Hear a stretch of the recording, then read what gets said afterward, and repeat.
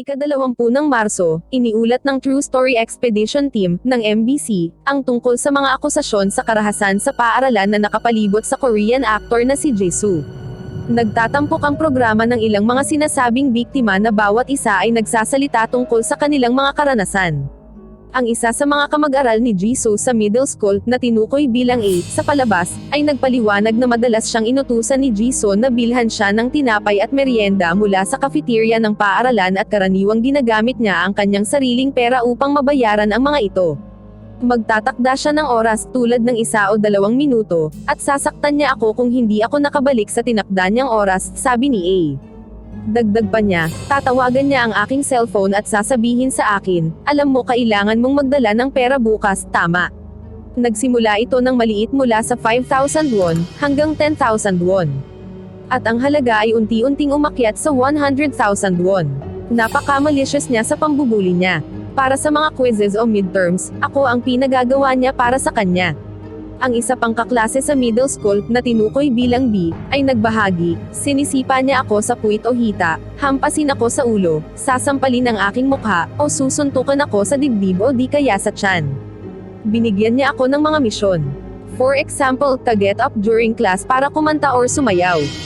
Nakaupo siya sa likurang hilera sa klase, kaya't ginagamit niya akong pantakip kapag natutulog siya. Kung ang upo ko ay medyo nakalilis lang, hinahampas niya ako sa likod ng ulo.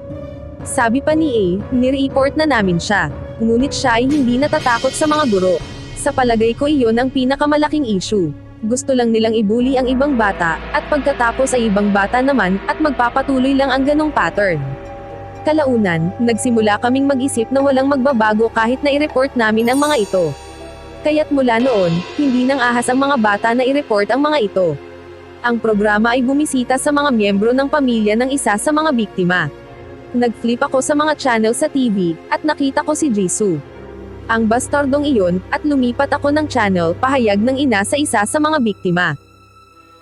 Ang sabi ng ina ng ibang biktima, hindi ko pinapanood ang kanyang mga drama. Kakilakilabot, kahit ngayon, nanggigigil pa rin ako.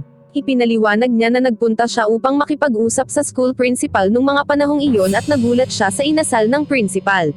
Nagpatuloy ang asawa niya, habang papalabas na sila, sinabi ng principal. Talagang marami silang oras. Wala ba silang mas magandang gawin? Inihayag din ng ina na tinawag siya ng homeroom teacher ng kanyang anak upang imungkahi na lumipat sila sa ibang lugar upang maiwasan ang posibilidad na italaga ang kanyang anak sa parehong high school ni Jisoo. Ang production team ng palabas ay nagtungo sa middle school ni Jisoo. At sinabi ng mga tauhan ng paaralan doon na wala silang masasabi sa kanila. Sapagkat matagal ng panahon ang lumipas at lahat ng mga guro at kawani noon ay hindi na nagtatrabaho sa paaralan.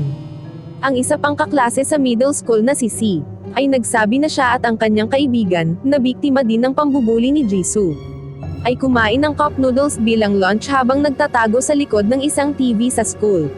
Sapagkat natatakot silang makita sila ni Jisoo sa cafeteria.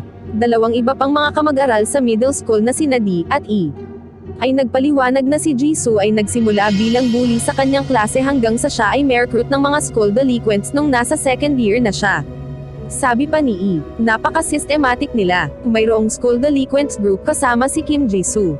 At sa ilalim nila ay mayroon silang mga bata na nagsasagawa ng aksyon. Kung sumalungat ka sa kanila, mapapatalsik ka sa grupo and you will be the subject to school violence. Ang kaklase naman na si F, ay may iba't ibang pananaw sa kaso. Sinabi niya, totoo na si Jisoo ay isang tagagawa ng karahasan sa school. At siya mismo ang umamin. Ngunit may mga parts na hindi totoo. Nais kong sabihin na dapat lang siya maparusahan dun lang sa totoong ginawa niya. Tungkol naman sa akusasyong pinilit ni Jisoo ang kanyang mga kaklase na lalaki na gumawa ng mga sexual na gawain.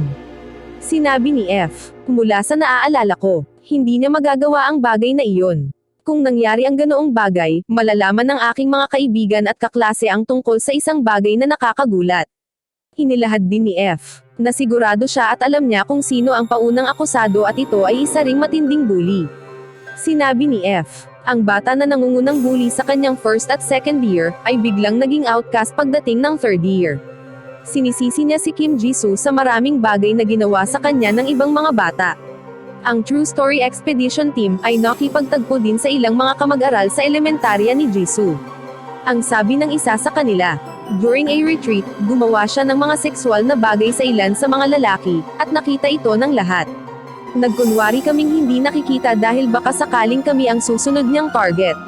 Ang isa pang kaklase ay nagsabing, sa elementarya, sa una, ako ay biktima lamang ng mild sexual harassment at verbal abuse. Ngunit naging mas matindi ito sa paglipas ng panahon. Talagang nakita ko siyang nagsasarili sa klase. Sinabi ng agency ni Jisoo sa isang pahayag na nakatuon sa palabas.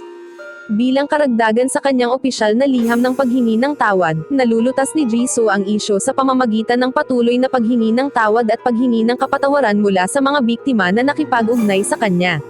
Muling binigyang diin ng agency na ang mga akusasyon ng pang-aabusong sexual ay hindi totoo. Sa isang nakasulat na tugon na nakatuon din sa programa, sinabi ni Jisoo, noong mga araw ng aking pag-aaral, I hung out with a group of delinquents and foolishly lived in the illusion that I had great power in my hands. Gayunpaman, ang mga akusasyon na pinatalsik ko ang mga kamag-aral, pinilit silang bumili ng mga bagay, nag-take ng aking quizzes, at ginigipit o sinaktan ang mga ito ay talagang hindi totoo. Kung bibigyan mo ako ng pagkakataon, I genuinely apologize sa mga nasaktan ko sa aking mga nagawa. Bilang resulta ng kontrobersyang ito, tinanggal si Jisoo bilang lead role sa KBS2 drama na River Where the Moon Rises.